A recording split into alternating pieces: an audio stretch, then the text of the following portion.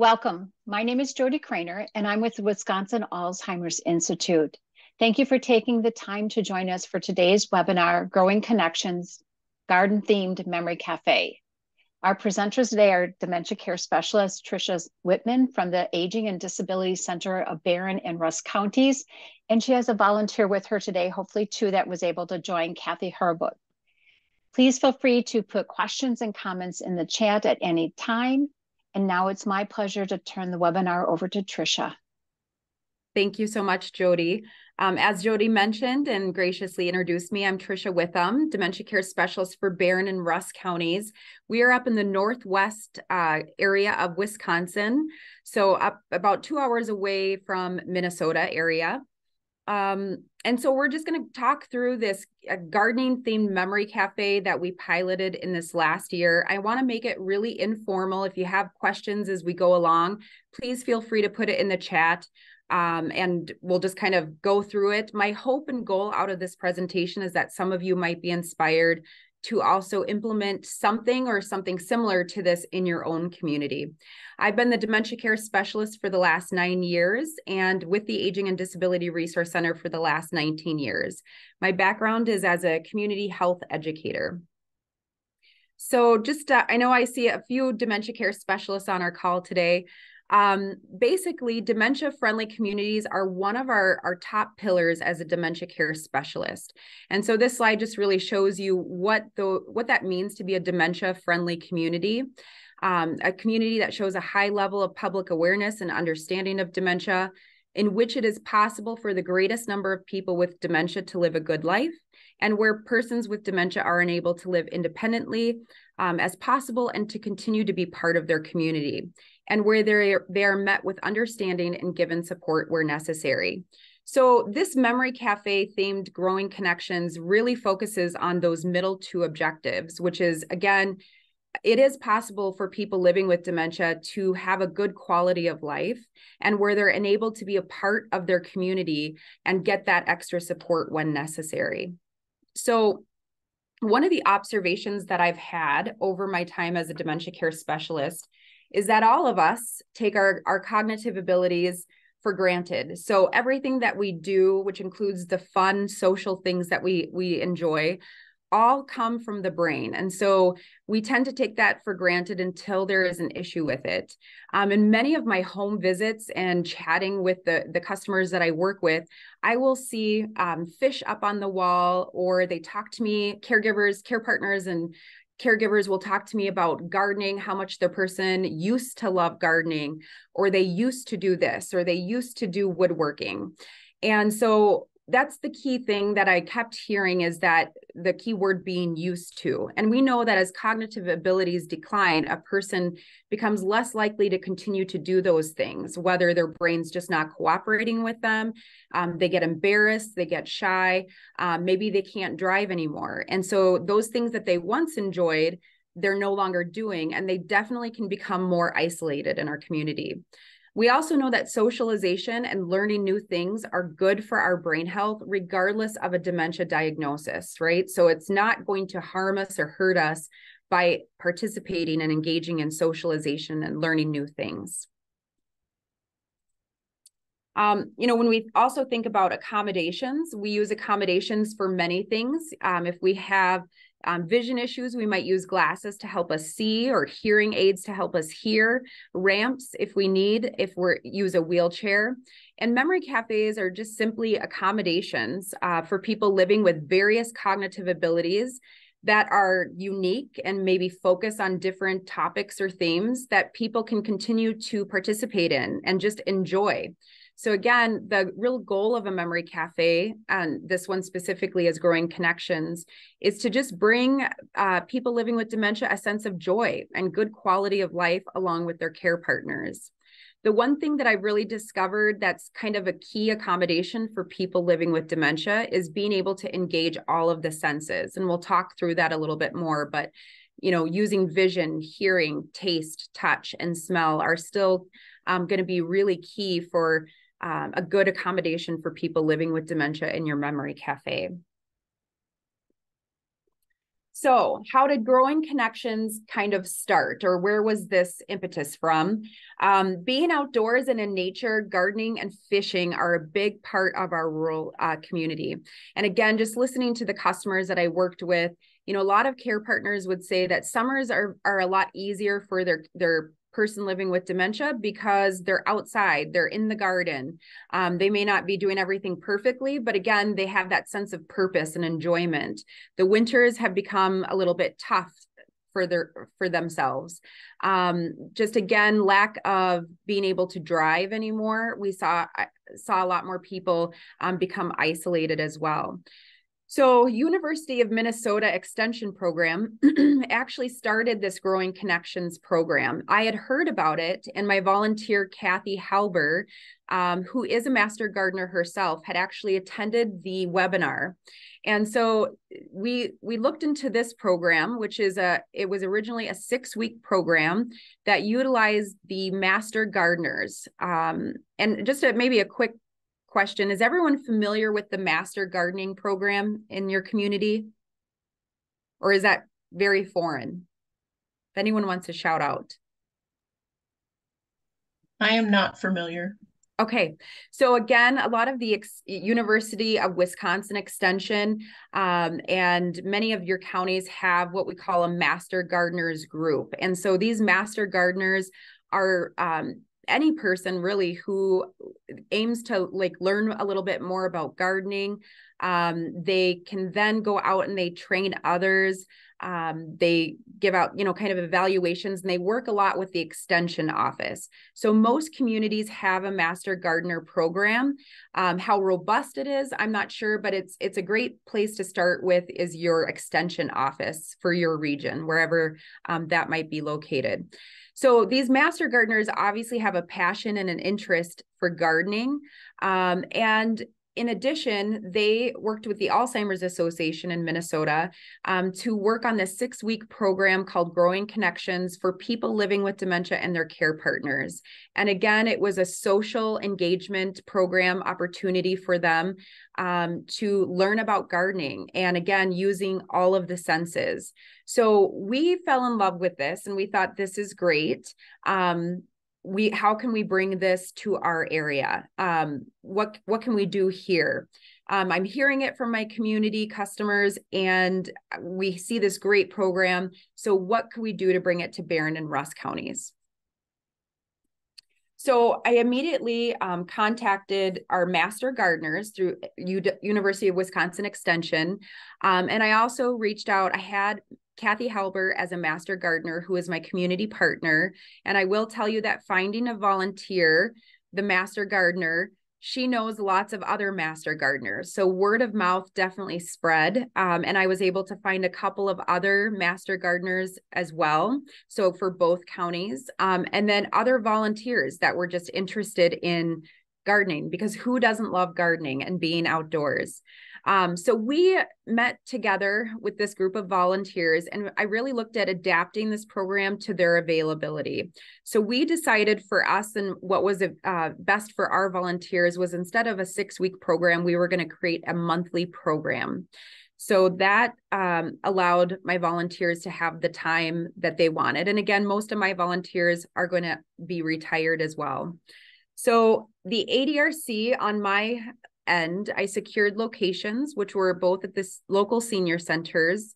I also did the registration, marketing, printing of flyers and all of that marketing type stuff, and the budget. So securing funding. For us, we were able to secure some funding from a local health system. And we'll talk about funding at the end as well, and ideas for getting how much I spent, and then ideas for also getting funding. The volunteers, which was the best part, because I am not a green thumb whatsoever, they were the ones that led to the development of the sessions. So we took all of the materials from the University of Minnesota Master Gardeners Extension Group, and we adapted them to our own and what we wanted to see in our community and what made the most sense. For example, over in Minneapolis, they have a garden atrium, that they had a field trip too. We don't have something like that in our area. So what could we do differently to adapt it to our community and make it make sense for us? So these, I'm just going to show you, is just a little example of what we started out with. So we started out in a 6-month increment last year. So again, just piloting this, but January through June, each location, you'll see our kind of list of monthly subjects was succulents. February was herbs, teas, and a farm visit. So we did do a field trip. March was maple syrup, April garden planning nursery visit, May birds, June edible flowers. And again, what you'll see too in my first flyer here, I said for people living with early stage dementia and their care partners. And I'll talk a little bit about this more, but marketing has always been a challenge for me in using the right words. So I've played around to make sure that I can connect with my customers and my community. Again, no gardening experience or green thumb is required. So people, this was a free program to people.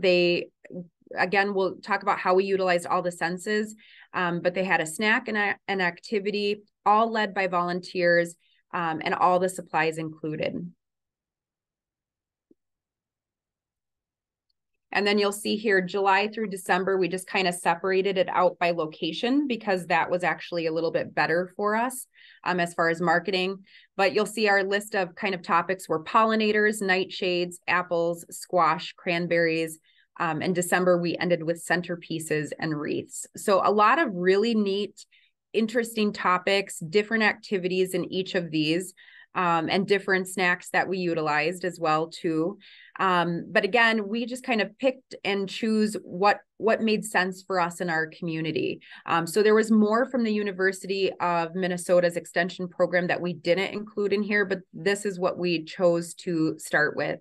Again, I would say my volunteer, Kathy Halber, who is a master gardener, took the lead on really developing the content and the program material. And again, master gardeners in your community are experts at creating content and knowing where to find content.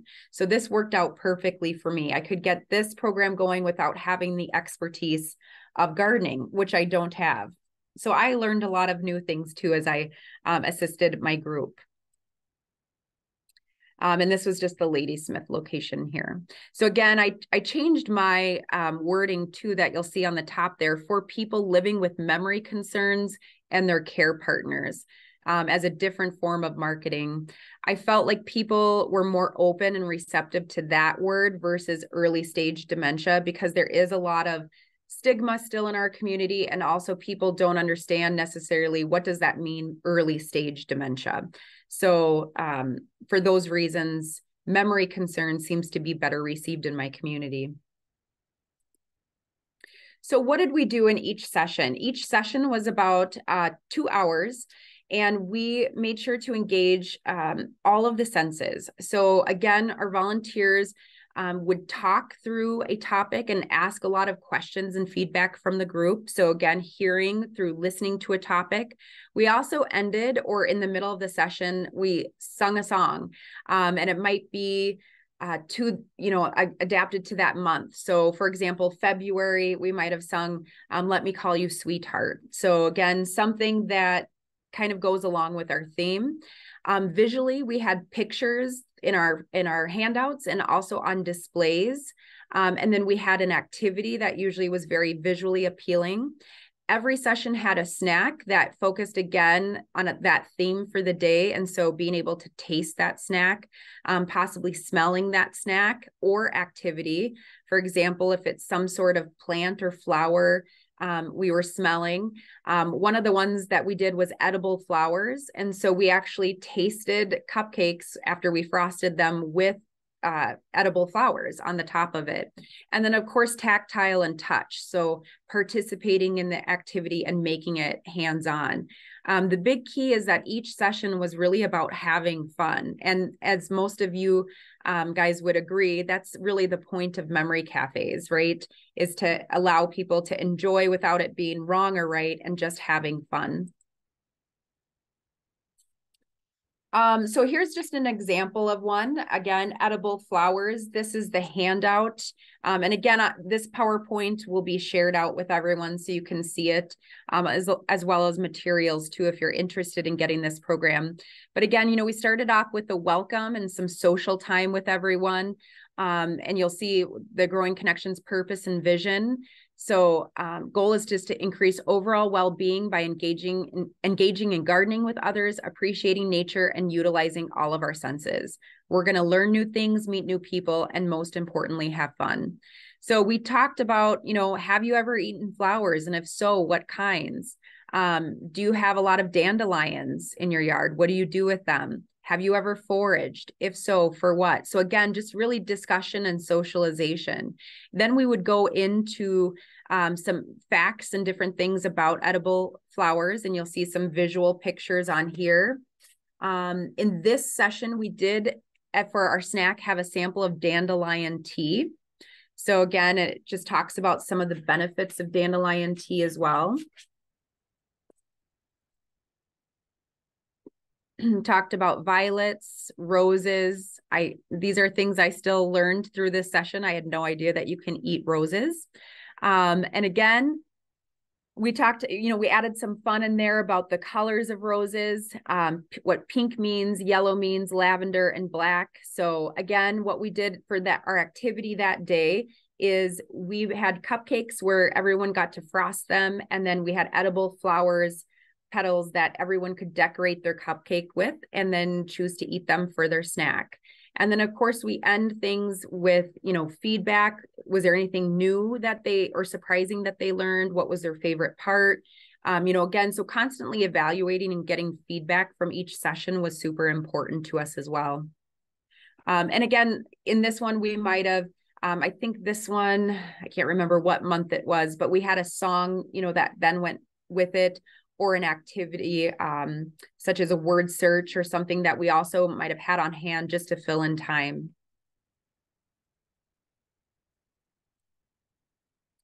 So these are just some of the fun pictures that I just wanted to share with everyone. You'll see we went to a nursery on one of the visits here, see a lot of people engaged. This is one of our edible flower cupcakes. We also went to a farm for a field trip visit where they got to hold some lambs. One of our activities was actually making bird seed. I think our topic was birds there. So we put together peanut butter and bird seed in there.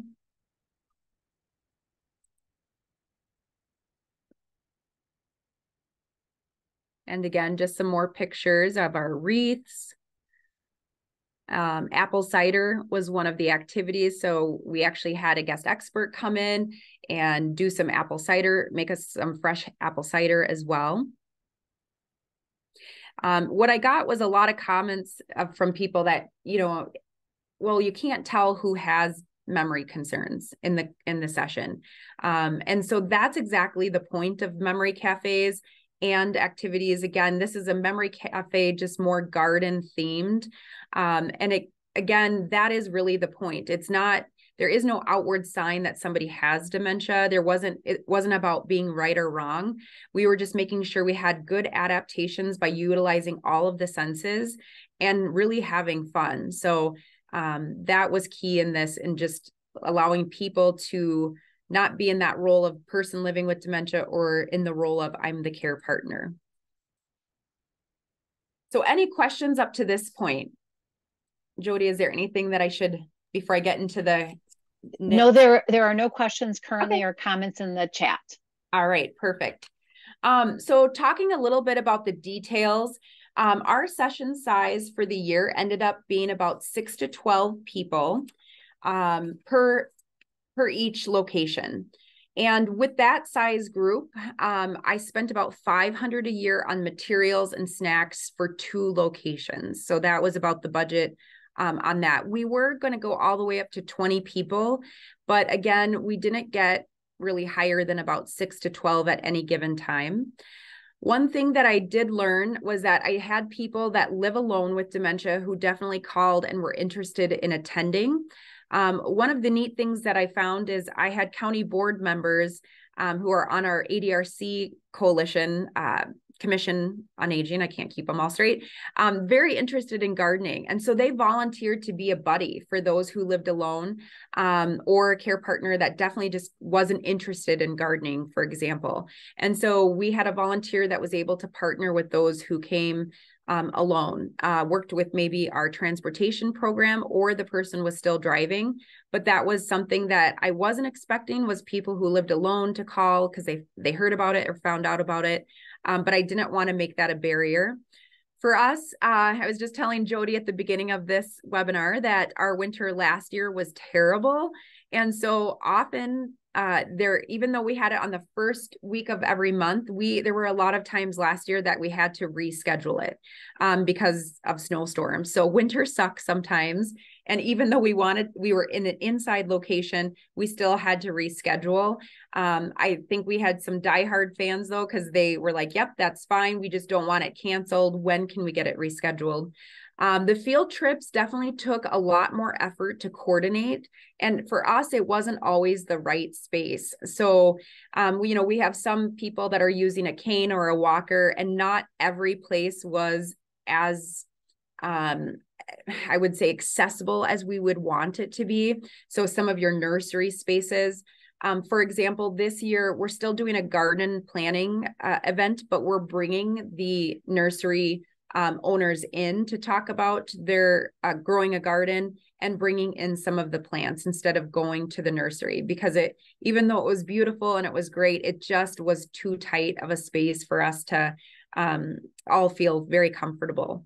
And then, of course, finding the right way to market the program due to stigma, not the word dementia, I have memory problems, but I don't have dementia. So again, trying to get the right people to come to the place is an ongoing challenge, and changing up some of the wording was helpful, I think, for us in our area.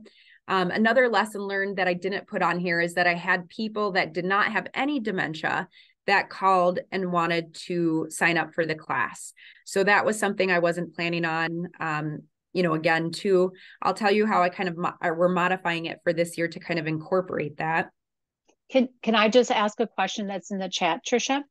Absolutely. The question is, was it the same 6 to 12 individuals attending each session, or was there variation of who presented?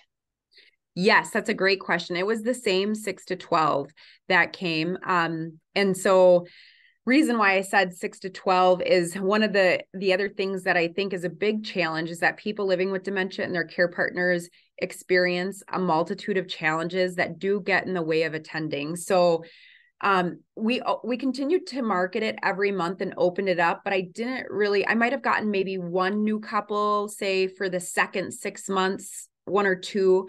Everyone who had already attended wanted to keep attending. But what we found is that, people living with dementia, at least in my community, have poor health. So there were frequent doctor appointments or hospitalizations that somebody would, have to cancel. They couldn't attend. And so that, we might have started out with 12 people, 6 couples, and then we ended up with maybe 6 to 8 because of some of these things. Progression of dementia illness. So it just became the dementia progressed too far in the person. They just couldn't get their person there, or they moved them into a memory care facility. And there was a lot of transition around that. So they didn't feel as comfortable bringing them back out in the community quite yet. And sometimes, of course, those difficult symptoms of dementia, which was, I had one lady call me and say, Mom loves this class. And I pick her up, every month for it. And she's refusing to go today. She says she doesn't want to go. So we talked through that and just said, just tell her you've got some errands to run. Let's go. We're going to get lunch afterwards and just stop there, and it worked. It worked great. So again, providing some of that support to the care partners that were coming to. So again, it's again, just that don't give up. It was not discouraging, but, you kind of hoped, well, oh, great. We have 12 people attending. It's a great group size, 6 couples. There's lots of connections being made. And then a few months goes by and you have 2 or 3 couples that, one moved their person into a facility, the other one's in the hospital. And so your group dynamic kind of changes. But again, the important thing was kind of just to keep going and keep it marketing. We do have another question Yeah. in the chat, if I can interrupt quickly. Yeah. Just clarification, the $500 budget for that annual year, was that for both locations or for one location? For both locations. Yes. So what we've done now with this year is we wanted to pilot something a little bit different. Again, in my communities, a lot of people just identify with brain health so much more than they do the words memory problems, memory concerns, or the word dementia. Whether it's still due to stigma, whether it's just due to their own identifying of issues. But we did change it up this year to create to open it up to any older adult to improve their brain health. So again, it's not anyone, even if you have a dementia diagnosis and their care partner, are welcome to attend. Again, any older adult is now welcome to attend it. Working in with my volunteers, volunteers have their own lives as well and are busy. And so one thing that we wanted to try, or they wanted to try this year, was to go to every other month. So we are offering this program every other month, and we've kind of picked out some of the topics that we wanted to pick on this year, and we might switch them up for 2025. And so this year, we just had one yesterday, February 7th, our first one. It was completely full. So 20 people for sure have now signed up and are attending. What we're going to do a little bit differently is each month is really its own session. So if those people want to RSVP for the next one, they certainly can. But if I've got open spots, then, we'll continue marketing it. This is a problem I've never had, is wondering whether or not I should market a program or not, because of the huge turnout. And I do have a wait list now. So I did apply to Mayo Clinic healthcare system, who does provide sponsorship of different programs. And we had $300 left over last year, and they sponsored us another $750. So for 20 people in this type of setting, I'm spending about $115 each session on the activities and the snacks. So yesterday we focused on succulents. Everyone got to learn about house plants and planted a succulent. We also tried prickly pear jelly as our snack, and prickly pear candy as well. So the jelly was on crackers, and then the candy is something else to try. So really going into succulents as well there too. So this is, again, the direction that we're moving in for this year is just making it more a focus on brain health, because here's the deal. I still have people living with dementia and their care partners coming to it. And it just sounds so much better, especially for the person with dementia, to say, oh, I'm going to this because I love to garden and it's great for my brain health. So again, other funding sources, every county does have access to a dementia care specialist. I'm not saying that they have the funding for this program, but certainly to check in with your local aging and disability resource center to see if this is something that they would have some funding to contribute or partner on. Your local health systems, United Ways, care facilities are a great way of also reaching out to them to see if they would sponsor an event like this. And again, depending on your location, and how many people you're thinking and how many sessions you want, anywhere from $500 to $1,000 is about the budget, at least for us. Again, it could look a little bit different depending on how much you open it to, but to get this going. Helen Bader Foundation is another one for a grant opportunity. We are more than happy to share all of our templates for handouts and marketing that you could adapt and make it your own. So please feel free to reach out, because if you're interested in getting this going, again, we have an amazing volunteer, Kathy, who really started things. And if maybe you have a master gardener in your area and you give them, that handout, they want to add a little bit more to it or make it your own that meets your community, I'd be happy to do that. The University of Minnesota Extension Program also will share their lesson plans and topics. So that was one of the things we did, is we met with with them right away and talked through their program. And they were happy to share all of their handouts. And they have actually a lot, because I believe they were meeting once or twice a week for 6 weeks, and they were doing a spring session and a fall session. Really, there is no right or wrong topic or activity. So just really be creative, go with the flow. Apples, squash, houseplants, succulents, birds. There just isn't a right or wrong. It's just about really being creative and again, engaging the senses and helping people to learn something new and provide that socialization.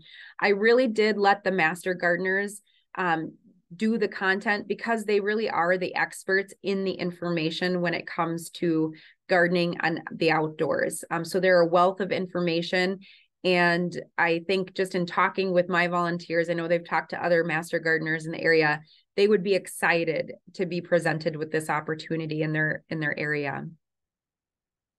All right, any questions? That's the end of my presentation. I know that was kind of short and sweet as a half an hour, but any questions or thoughts? So I am gonna